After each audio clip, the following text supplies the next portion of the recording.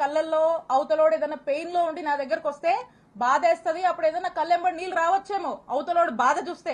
కానీ నీలాంటి వాళ్ళు భయపెట్టాలంటే నాకేం బాధ అనిపించదు, నాకు భయం అస్సలు అనిపించదు నీలాంటి వాళ్ళు భయపెట్టాలని చూస్తే. మీకు మీకు రాజకీయాలు ఎందుకు అవసరమో చెప్పనా? ఒకటి, రత్తయ్య గారు అంటే నాకు చాలా అభిమానం. ఆయన చాలా కష్టపడి ఈ స్థాయికి వచ్చాడు.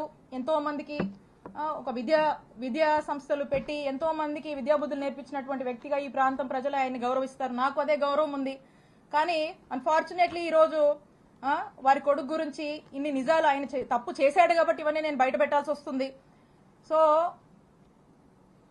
కృష్ణదేవరాయలు గారికి రాజకీయాలంటే ఈ రాజకీయాల వల్ల వాళ్ళకి లబ్ధి జరుగుతుంది కాబట్టి ఆయనకి రాజకీయాలు కావాలి.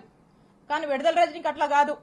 ఎందుకంటే నేను నిజాయితీగా ప్రజలకు సేవ చేయడానికి రాజకీయాల్లోకి వచ్చాను.